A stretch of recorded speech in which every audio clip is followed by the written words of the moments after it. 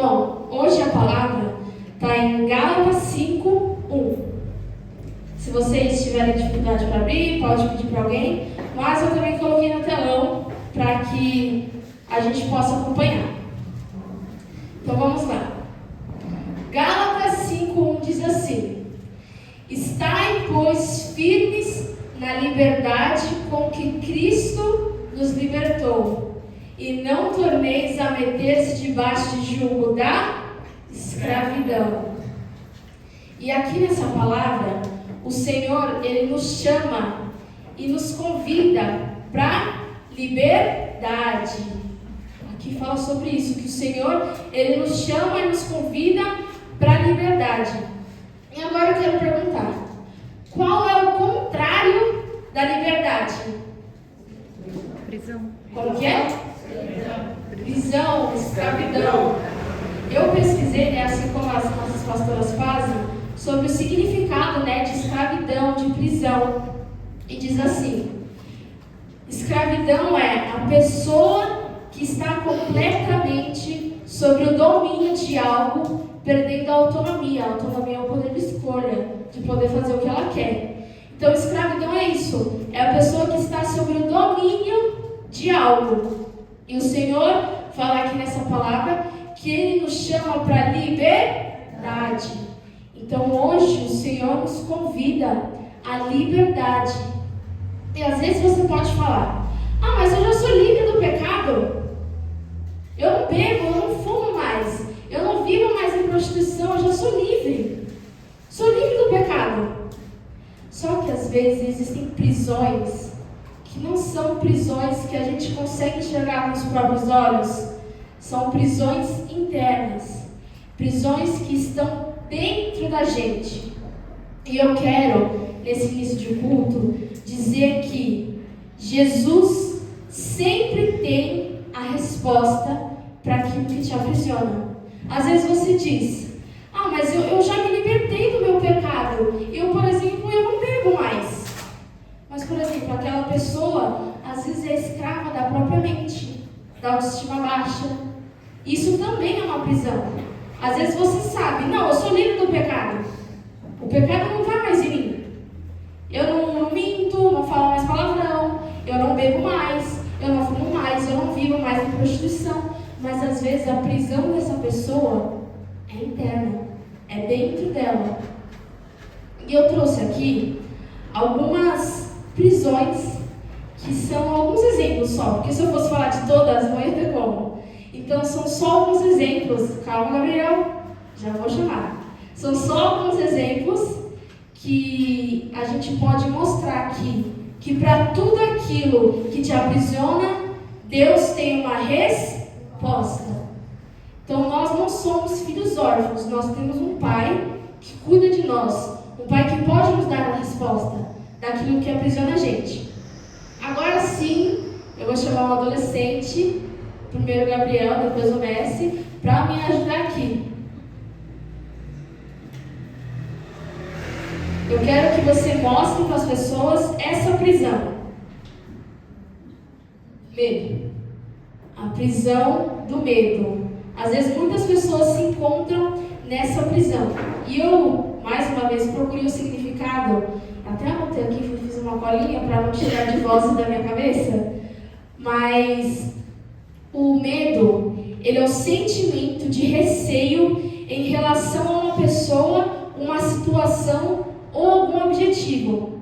E eu procurei palavras semelhantes ao medo, que é covardia e desânimo. Então a pessoa que é medrosa quer dizer que ela é covarde e desanimada. E às vezes você fala: poxa, eu acho que eu sou assim.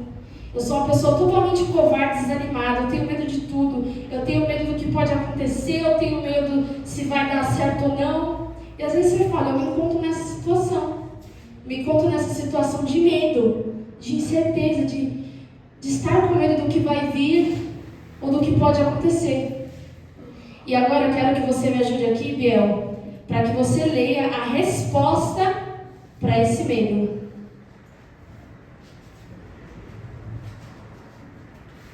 Isaías 41:10. Não temas, porque eu sou contigo. Não te Assombra-se, porque eu sou teu Deus.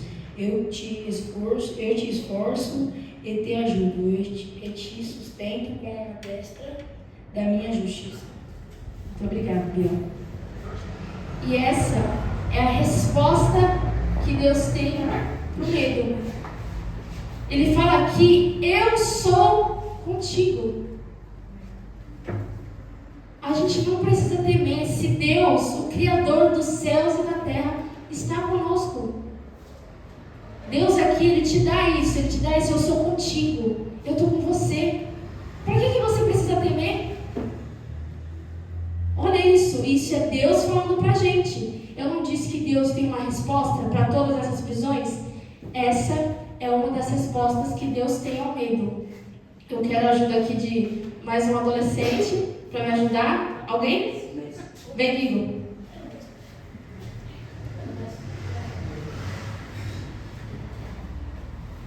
Agora mostra pra gente qual é essa prisão. Ansiedade. A prisão da ansiedade. Novamente, eu pesquisei o significado de ansiedade. Ansiedade significa preocupação ou nervosismo que funciona como sinal de alerta. E palavras semelhantes a essas são aflição e inquietação. E aqui eu achei interessante explicar isso, porque para quem já teve ansiedade e já passou por isso, sabe que ter ansiedade é você estar constantemente em estado de alerta. Então você constantemente acha que as coisas vão dar errado e que você precisa reagir àquilo. Que eu já passei por isso, e uma das maiores prisões que eu tive que me libertar e me curar era a ansiedade, porque eu constantemente estava em estado de alerta. Eu era uma pessoa muito pessimista, então tudo para mim ia dar errado. Não vai dar errado, não vou fazer porque vai dar errado. E eu constantemente estava aprisionada nisso, que era a ansiedade. Eu vivia em estado de alerta, então tudo para mim ia dar errado. Então eu precisava estar em estado de alerta para reagir quando desse errado. Eu nunca enxergava o lado bom, era só o lado ruim que eu enxergava. E como eu falei, Deus tem uma resposta para a sua ansiedade. Pode pegar aqui.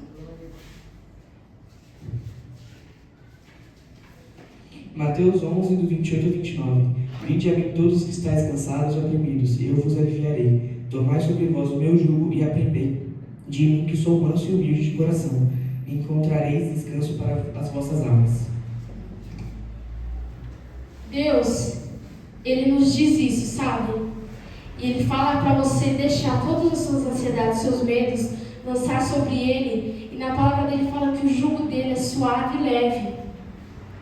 Para quem já sentiu e já teve ansiedade, sabe que isso é algo muito pesado. Não no sentido físico, mas mentalmente. É como se a sua mente estivesse pesada e carregada. E Deus, Ele te oferece um fardo, um jugo que é suave, que é leve. E Ele fala: vinde a mim, todos vocês que estão cansados, sobrecarregados e oprimidos. Então toda essa carga mental que a ansiedade coloca, Deus fala: vinde a mim e lance tudo isso sobre mim. E eu trarei para você o descanso, a paz, a tranquilidade.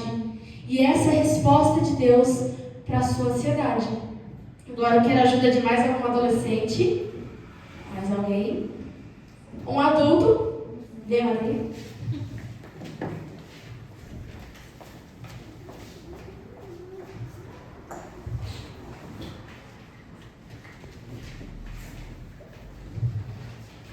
Orgulho.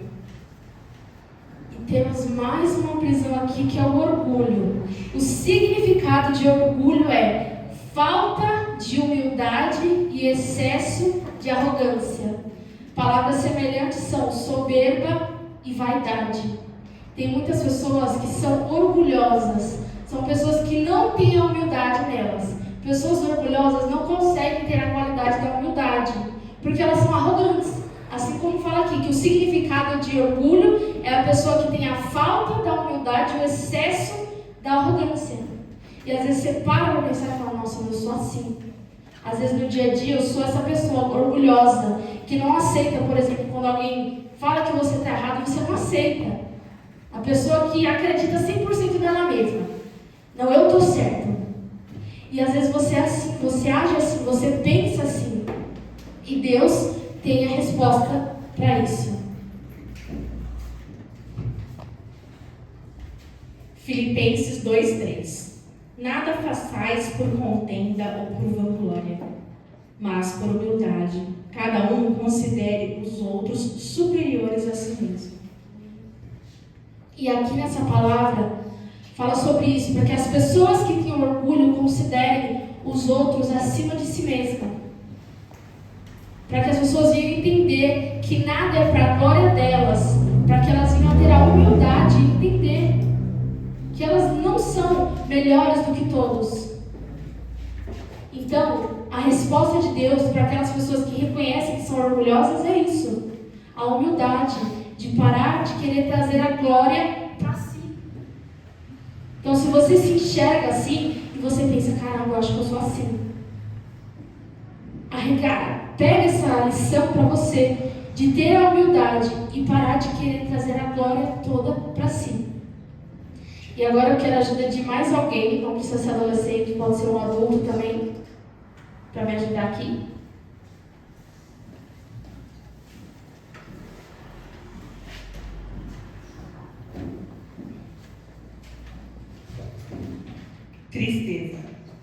Tristeza.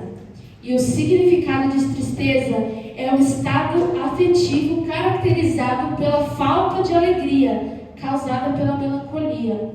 Palavras semelhantes a estas são desânimo, infelicidade e desesperança. E às vezes as pessoas se encontram nesse estado de infelicidade, de não ter esperança, de tudo para ela é triste. O olhar daquela pessoa nunca é de alegria, de felicidade.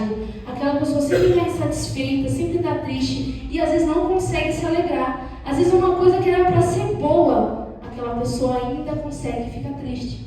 E às vezes você se encontra assim, se encontra nesse estado de que acontecem coisas boas, mas você ainda assim fica triste. E Deus, Ele tem a resposta para tudo aquilo que você sente relacionado à tristeza. Vamos ler aqui. Em Salmos 35. Porque a sua ira dura só um momento. No seu favor está a vida. O choro pode durar uma noite, mas a alegria vem pela manhã. E é muito forte essa palavra, porque o significado aqui de tristeza fala sobre desesperança, né? A desesperança é meio que uma falta, sabe, de fé, de acreditar. E aqui fala, o choro pode durar uma noite, mas a alegria vem pela manhã.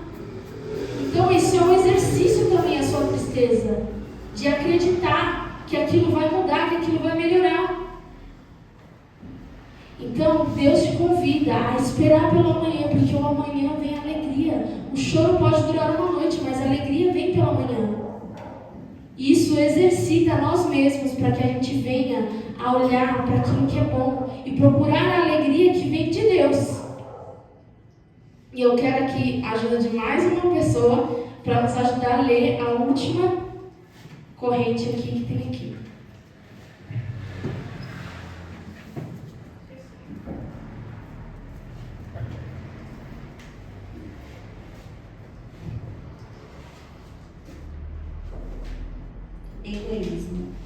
Egoísmo.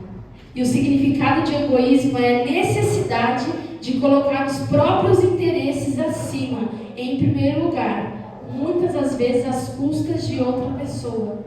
A pessoa egoísta é aquela pessoa que os interesses dela estão acima de tudo, não importa se isso vai prejudicar outras pessoas ou não. Ou seja, uma pessoa egoísta no emprego é aquela pessoa que vai puxar o tapete do outro para ela se sobressair. Isso é ser uma pessoa egoísta. É quando os seus interesses estão acima e esse acima pode ou não, às vezes, machucar alguém ou desprezar alguém. E às vezes você pode se ver assim. Às vezes é difícil de assumir isso. Mas às vezes você fala, no seu interior você pensa, caramba, às vezes eu sou egoísta. Às vezes eu coloco o meu eu acima de tudo. E tipo assim, esse acima de tudo pode colocar, por exemplo, vidas de outras pessoas em risco, no sentido sentimental, no emprego, no trabalho. E Deus tem a resposta para isso. Em Gálatas 5:13, sede antes servos um dos outros em amor. E a resposta de Deus para o egoísmo é isso: seja servo um do outro. O que é ser servo? É se colocar à disposição do outro e não a si mesmo. Isso é ser servo. E agora, eu quero que vocês me digam se vocês aqui são livres. Quem aqui declara: eu sou livre? Vocês são livres? Vocês vivem a liberdade que vem de Deus? Levanta a mão, gente. Eu não estou vendo confiança nessa liberdade, nesse livre, não. Eu sou livre, eu vivo a liberdade de Deus. Amém. Então a gente recebeu isso aí. E eu não sei se vocês perceberam, mas aqui nesse último, de Gálatas 5:13, tem 3 pontinhos aqui no começo, ó. Isso quer dizer que eu não coloquei o versículo todo. É só uma parte desse versículo que fala: sede servos uns dos outros em amor. E eu quero convidar vocês a ler esse versículo todo comigo, porque essa, na verdade, foi a palavra que eu tirei do culto. Foi exatamente essa palavra. Pode passar, Breno. Gálatas 5:13 diz assim: porque vós, irmãos, fostes chamados à liberdade. Não useis então da liberdade para dar ocasião à carne, mas servi-vos uns aos outros pelo amor. E o que eu tenho a dizer sobre isso é que todos aqui declararam e falaram: eu sou livre, eu vivo a liberdade de Deus. E agora Deus te fala uma coisa: o Senhor, Ele nos fala e nos ensina para usar da nossa liberdade para nos tornarmos servos. E quando a gente olha para liberdade e para os significados de liberdade, liberdade é você poder tomar as suas próprias escolhas e fazer aquilo que é melhor para si, o que você acha que é melhor para si. E a gente tem uma visão construída sobre a liberdade. A liberdade para cada um tem sentido diferente. Às vezes você fala assim: a minha liberdade seria ficar mais tempo sozinho. A minha liberdade seria, por exemplo, ter mais tempo para dormir. A minha liberdade seria ter mais tempo, por exemplo, para fazer as coisas que eu gosto. E a gente olha para a liberdade como uma questão de unidade, de algo que envolve somente a você. Mas Deus, Ele nos ensina algo diferente. Aqui nessa palavra, Ele fala que nós somos chamados para a liberdade. E Ele fala aqui para que a gente não dê ocasião à carne. E como a gente não dá ocasião à carne? Servindo uns aos outros pelo amor. E Deus, Ele nos chama para isso. Sabe? Deus, Ele quer que o seu eu, as suas vontades e aquilo que você tem como interesse próprio saiam de cena e que a obra e o ministério de Cristo sejam o centro. Porque às vezes a gente tem esse sentido de liberdade na nossa cabeça com algo muito voltado para o sentido mundano, de que liberdade é poder fazer o que eu quero. Só que a liberdade que vem de Deus é diferente. A liberdade que vem de Deus é a liberdade de você agora é livre do pecado. Então, por isso, já que você é livre, você vai ocupar as suas mãos e o seu tempo com a obra e o ministério de Deus. Então, é isso que Deus fala pra gente. E sabe, aqui fala: não dê ocasião à carne. E aqui a gente falou sobre as correntes, sobre as prisões, sobre aquilo que nos aprisiona. E vocês já declararam: eu sou livre, eu vivo a liberdade. Então quer dizer que não existe nada nas suas mãos. Mas pelo contrário, se não existem mais algemas, quer dizer que algo ocupa as suas mãos. E o que ocupa as suas mãos agora? Deus te deu a liberdade, você é livre. E o que tem ocupado as suas mãos agora? Se as suas mãos não estão ocupadas com o ministério e com a obra de Deus, as algemas só trocaram. Às vezes você fala: Eu não tenho nenhuma dessas algemas, dessas prisões. Eu não tenho egoísmo, eu não tenho orgulho, eu não tenho tristeza, eu não tenho ansiedade. Mas às vezes, sabe qual é a sua algema? Preguiça. Sabe, Deus, Ele te chama para ser servo. E às vezes você fala, servo? Mas eu não sou livre? Por que eu tenho que me colocar à disposição dos outros? Eu sou livre. Só que o nosso maior exemplo é quem? Jesus. E Jesus foi o maior exemplo de alguém que se tornou servo. Jesus era filho de Deus. Ele poderia ter o que ele quisesse, ele poderia ter vindo à terra e ter tido um trono de glória e que as pessoas servissem a ele, e não que ele servisse as pessoas. Mas Jesus veio para dar um exemplo. E um dos maiores exemplos que a gente pode seguir dele é que Jesus se fez servo. Às vezes a gente olha servo como algo pequeno, indigno. Mas não. Sabe, a gente precisa entender que a nossa vida, que nem é nossa, é de Deus, porque foi Ele que nos deu. A nossa vida não é pra gente. A nossa vida não é para os nossos interesses e por aquilo que a gente quer, que a gente almeja. A nossa vida é para viver a vontade e aquilo que Deus tem para nossas vidas. Às vezes a gente se preocupa demais com os nossos interesses pessoais. Como eu preciso arrumar um jeito de ter mais dinheiro, ou eu preciso ter alguém, ou eu preciso disso, eu preciso daquilo. E na palavra de Deus fala: buscar em primeiro lugar o reino de Deus e a sua justiça, e todas as coisas vos serão acrescentadas. Se você parar de focar em tudo aquilo que é seu interesse e se voltar para fazer o que é a obra de Deus, você pode ter certeza que todas as demais coisas serão acrescentadas. E o que é a obra de Deus? Aí você fala, mas o que é a obra de Deus? O que é isso? O que eu tenho que fazer? A obra de Deus é isso aqui, que está escrito na parede da nossa igreja. Tiago 1,27. A religião pura e imaculada diante de Deus e Pai é esta: cuidar dos órfãos e das viúvas em suas dificuldades e especialmente guardar-se da corrupção do mundo. Isso é a obra de Deus. Isso é o que Deus quer para a igreja. E às vezes suas mãos estão ocupadas demais em fazer aquilo que é seu interesse próprio, que você se esquece que Deus, Ele quer poder contar com a sua vida para que você sejam desses que vão estender a mão aos pequeninos, que vão fazer a obra. Então essa é a liberdade que Deus te convida, a liberdade de você é livre do pecado. E porque você é livre, você vai servir aos meus pequeninos e aos necessitados e aqueles que precisam ouvir a minha palavra. Então olha para a sua vida. Será que você tem vivido a liberdade de Deus? Ou será que você tem vivido a liberdade no sentido carnal? De já que eu sou livre, eu vou fazer tudo o que eu quero. Eu vou fazer aquilo que é interesse meu. Pensa aí. Cada um no seu particular sabe.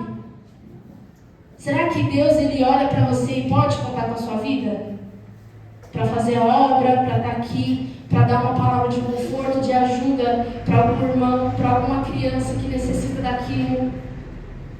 E sabe, a gente tem um dos nossos maiores exemplos, que é o quê? Que é Jesus. Mas, abaixo de Jesus, a gente tem um dos maiores exemplos. E agora eu quero fazer aqui um quem sou eu, para vocês descobrirem quem será esse um dos maiores exemplos de alguém que se fez servo. Eu vou dar aqui uma frase que essa pessoa falou. Vamos ver se vocês conseguem saber identificar quem é essa pessoa. Essa pessoa, ela disse isso: sede meus imitadores, assim como também sou de Cristo. Quem sou eu? Não é João Batista. Paulo! É Paulo, gente. Paulo, ele diz isso. Sede meus imitadores, assim como eu também sou de Cristo. E Paulo, a abaixo de Jesus, claro, foi um dos maiores exemplos que a gente tem de pessoa que se colocou na posição de servo. A gente conhece a história de Paulo antes de ser Paulo, que era Saulo. A vida dele era voltada para quê? Para matar os cristãos, para fazer com que eles negassem a Cristo. E Paulo viveu totalmente o extremo do que era a liberdade do mundo. Paulo viveu totalmente o extremo do que era viver as vontades do mundo e do diabo. E Paulo também, o mesmo que disse essas palavras aqui, de Gálatas, ele viveu também o extremo do que era viver para Deus. E eu quero que a Obreira passe o próximo aqui, slide. E eu estava lendo o livro de Timóteo, né? Enquanto eu estava fazendo a pregação, eu escolhi esse livro para ler, né? O livro de Timóteo, e casou um pouco com a pregação. E aqui em Timóteo diz assim, lembrando, uma palavra de Paulo, foi ele que disse isso. Timóteo 1,15. Esta é uma palavra fiel e digna de toda aceitação, que Cristo Jesus veio ao mundo para salvar os pecadores, dos quais eu sou o principal.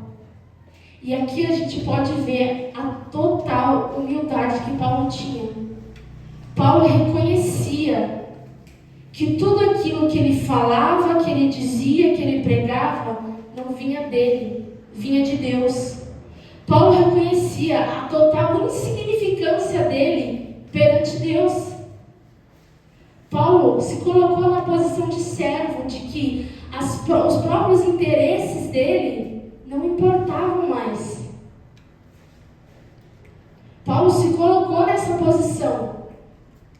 E Paulo, ainda assim, quando ele poderia ter colocado o eu dele acima de tudo, ele não colocava. A gente acompanha várias passagens, quem já leu sobre a história de Paulo sabe que Paulo passou muito tempo preso. E a maioria das coisas que ele escreve, ele está preso. E nesses momentos, ele poderia ter colocado o eu dele acima de tudo, porque ele estava preso. Ele poderia ter ficado triste, meu Deus, eu estou preso, o que eu vou fazer agora? Mas Paulo, apesar das condições que ele se encontrava, a missão dele, o ministério dele era maior. Então ele estava preso, mas ele enviava cartas para as igrejas. Porque não importando a situação que Paulo passava, o ministério e a missão dele com Deus não paravam. E a nossa vida precisa ser assim. Às vezes você fala, mas eu estou passando por um momento de dificuldade. Eu, por exemplo, tenho muita coisa para fazer no meu trabalho, na minha casa. Eu não tenho tempo para isso. Mas voltando no que eu disse, buscar primeiro as coisas de Deus e todas as demais coisas serão acrescentadas. Paulo, ele poderia estar preso, mas mesmo preso, a missão dele que ele tinha, ele não deixava de fazer. E aqui na igreja, a gente tem uma missão muito grande. E não é algo que eu estou falando, todos vocês veem, sabem quantas crianças nós temos aqui. E os eventos que a gente faz para poder presentear eles, para poder trazer algo diferente para eles, não só para as crianças, para os adolescentes. E graças a Deus, tem pessoas para fazer isso. Mas assim como também fala na palavra, a seara é grande, mas os trabalhadores são poucos. Às vezes as pessoas estão se importando demais com seus próprios interesses e se esquecem que existe uma obra, existe uma missão que Deus colocou aqui para que as suas mãos estejam ocupadas com elas. Deus te convida a isso, para ser a mão que vai estender para um pequenino. Deus te convida para estender a mão para um irmão que está caindo para você levantar. E se suas mãos estiverem ocupadas com seus próprios interesses, elas não vão ser usadas para isso. Deus não vai poder usar mãos que já estão ocupadas. Deus não pode usar as suas mãos se elas já estão ocupadas com seus próprios interesses e prazeres. E uma coisa que eu quero dizer é que, graças a Deus, se hoje eu estou aqui, é porque tiveram pessoas que se colocaram na posição de servo, que colocaram essa obra como a vida deles. E eu até comentei isso com a Bruna Thalita no aniversário dela, que eu escrevi para ela, que eu falei para ela que se eu estou aqui hoje é porque quando eu era pequenininha, quando eu comecei a vir, tinha uma tia na escolinha que lançou uma semente. Tinha uma tia lá na escolinha que falou algo que eu comecei a pensar. E às vezes você fala, mas não vale a pena. Não vale a pena. Mas saiba que se eu estou aqui foi porque existiu alguém que se fez servo para que eu pudesse estar aqui. E sabe, às vezes Deus, Ele quer contar com a sua vida. Deus quer contar com a sua vida para que você se torne servo e viva por essa obra, pelas crianças, pelos adolescentes, pelos necessitados. E às vezes você está mais preocupado com outras coisas de fora, com a sua própria vida, que as coisas de Deus ficam em segundo plano. Você faz quando dá, quando eu não estou tão cansado. Sendo que isso é a prioridade. A obra de Deus, o ministério dele, não é algo que deve ser colocado como se caso eu conseguir, eu faço. Se caso eu estiver cansado, eu faço. Não, a obra de Deus é eu vou fazer. A obra de Deus é não importa o que aconteça, eu vou fazer. E eu quero dar até um exemplo meu. Que há alguns meses atrás, recentemente, eu até já comentei aqui, eu perdi uma pessoa muito próxima de mim. E que aquilo me deixou muito triste. Me deixou assim, desolada. E eu orei para Deus. E eu falei, Deus, se eu passar por isso sozinha, eu não vou conseguir. Eu não consigo passar por isso sozinha. E graças a Deus, eu não passei por isso sozinha. Porque eu vivi nesse momento o que era viver, buscar as coisas de Deus acima de tudo. Porque na mesma semana que isso aconteceu, a pastora ela estava viajando e ela me deixou responsável dos adolescentes. Então, durante 4 semanas eu ia ficar com eles lá em cima. E isso aconteceu bem nessa semana, que ela não estava aqui para poder fazer. E eu estava inconsolável. Mas eu tinha que estar aqui para fazer o curso dos adolescentes. Eu tinha esse compromisso, essa missão, não só com a pastora, mas com Deus, porque é o meu ministério. Eu falei, Deus, eu vou buscar o reino de Deus primeiro. E mesmo assim, mesmo meu coração estando chorando e aflito, eu vim fazer o que era a obra de Deus. E eu vivi exatamente o que é aquilo e todas as demais coisas serão acrescentadas. Porque tudo que eu precisava de consolo e de pessoas, eu tive. Porque Deus não deixa o filho dele desamparado. Às vezes você fala, mas se eu dedicar meu tempo para a obra, vai faltar para isso. Mas Deus, se você decidir servi-lo, Deus ele nunca deixa um filho desamparado. E que a gente venha entender isso e pegar esse ensinamento para as nossas vidas. E durante das primeiras semanas que eu estava passando por aquele luto, eu tive pessoas que nem sequer conheciam a pessoa que eu perdi, mas que, por exemplo, foram no enterro só para estar comigo. Aquela pessoa poderia ter olhado para os interesses de eu estou cansado, hoje é sábado, eu trabalhei. Poderiam ter visto isso. Mas elas pensaram, não, eu vou lá ajudar. Porque a obra é isso. É ajudar aqueles que estão necessitados, aqueles que precisam. Então que a gente venha entender isso. Busca primeiro o reino de Deus. Busca primeiro fazer a obra. Busca primeiro estar disposto e disponível para o que Deus tem para você. E as demais coisas serão acrescentadas.